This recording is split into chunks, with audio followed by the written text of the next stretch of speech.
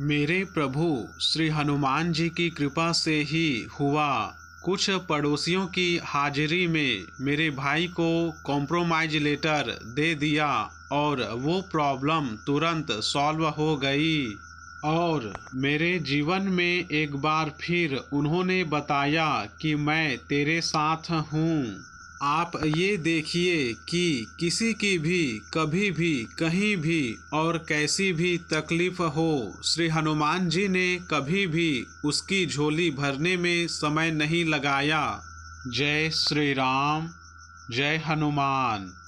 जय प्रभु जी चैनल पर आप सभी का स्वागत है। जय प्रभु जी चैनल पर आप सभी दोस्तों से हनुमान जी के चमत्कार से जुड़ी घटना शेयर करने जा रहा हूँ, जो कि जलंधर पंजाब की है। आप सभी दोस्तों से निवेदन है कि हनुमान जी के चमत्कार को अंत तक जरूर सुने। साथ में वीडियो को लाइक शेयर सब्सक्राइब कर बेल आइकन को प्रेस कर ऑल नोटिफिकेशन पर क्लिक करें, ताकि जब भी मैं वीडियो अपलोड करूं तो सबसे पहले आपके पास पहुंचे। मेरा नाम मोहन शैलेंद्र है और मैं जलंधर पंजाब का रहने वाला हूं। मेरी और मेरे परिवार की इष्ट माँ चिंतपूर्णी है और गौरी शंकर को हमारा परिवार भगवान ही नहीं अपने माता पिता मानते हैं। पर श्री राम भक्त हनुमान जी की हमारे जीवन में एक अलग ही जगह है।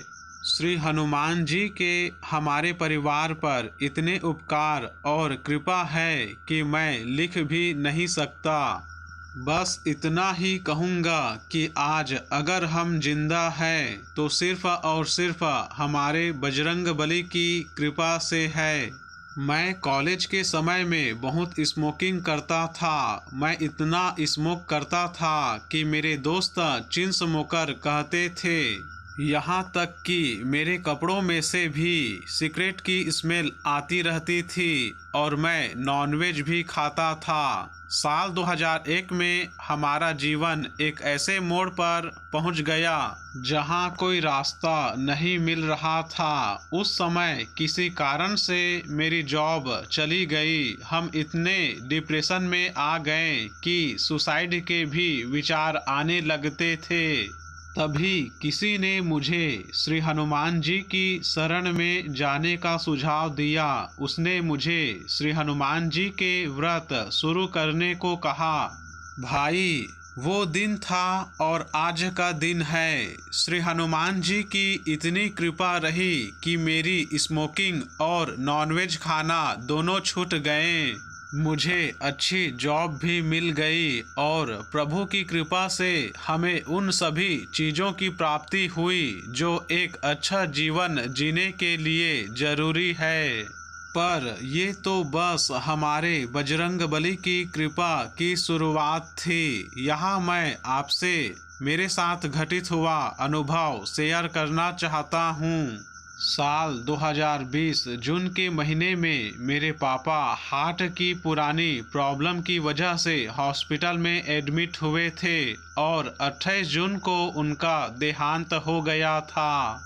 इस दौरान मेरा छोटा भाई अपनी फैमिली के साथ मेरे शहर जलंधर में लगभग एक वीक के लिए, वो भी अपने परिवार के साथ हमारे घर आकर रह रहा था। लॉकडाउन की वजह से कोई रिलेटिव भी बाहर से नहीं पहुंच पाया। इस दौरान पता चला कि मेरी भाभी कोरोना पॉजिटिव डिटेक्ट हुई, लेकिन श्री हनुमान जी की कृपा से मेरा भाई और उसका पौने 2 साल का बेटा ठीक थे। अगले दिन प्रिकॉशनरी मैंने भी अपना और अपनी फैमिली का कोरोना टेस्ट कराया।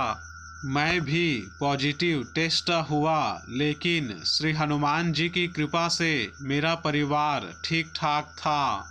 और ये सब तब हुआ जब हम सब साथ रहते थे।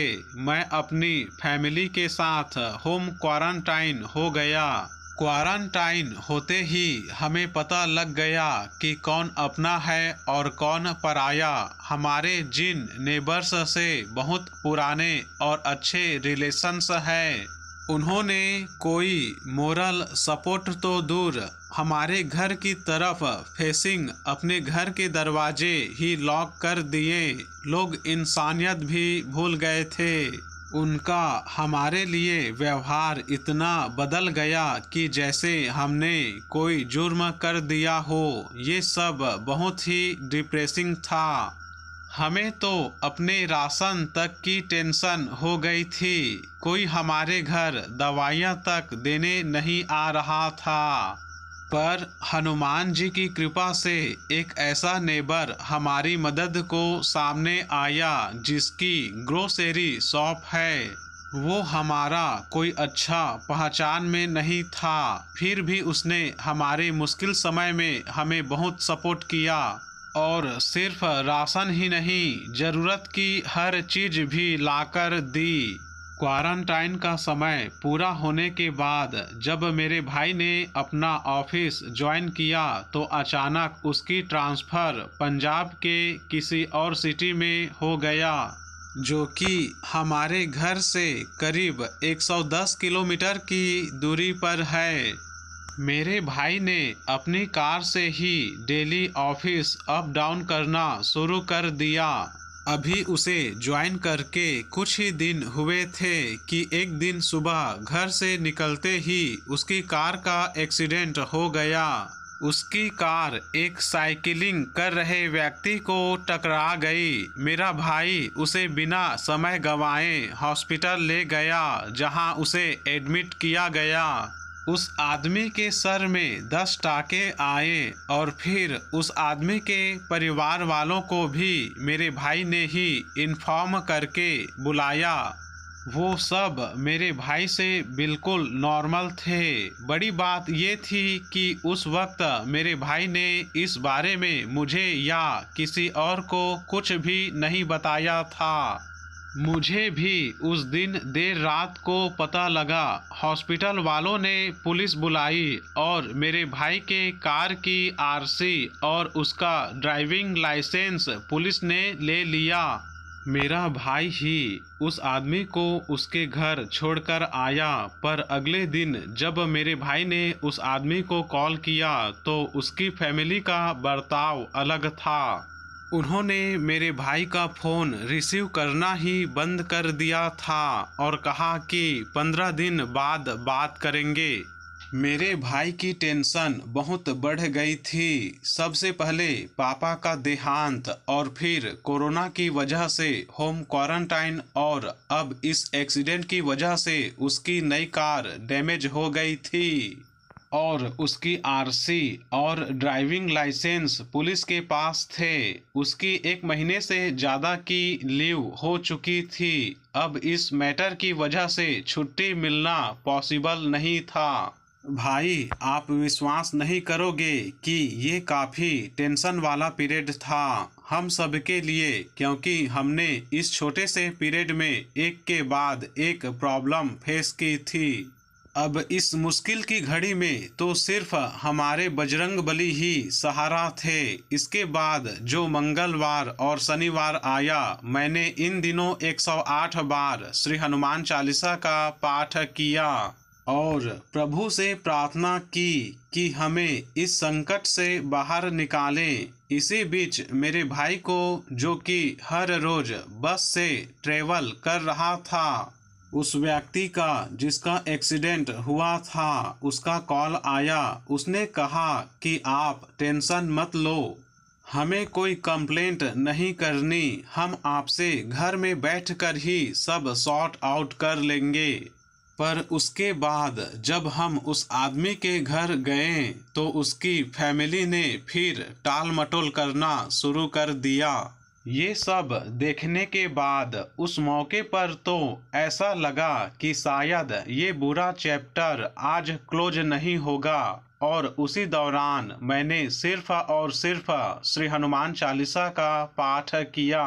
और मेरे प्रभु का स्मरण करता रहा। लगभग 2 घंटे बाद उस आदमी ने अपनी फैमिली के खिलाफ जाते हुए कुछ पड़ोसियों की हाजिरी में मेरे भाई को कॉम्प्रोमाइज लेटर दे दिया और वो प्रॉब्लम तुरंत सॉल्व हो गई।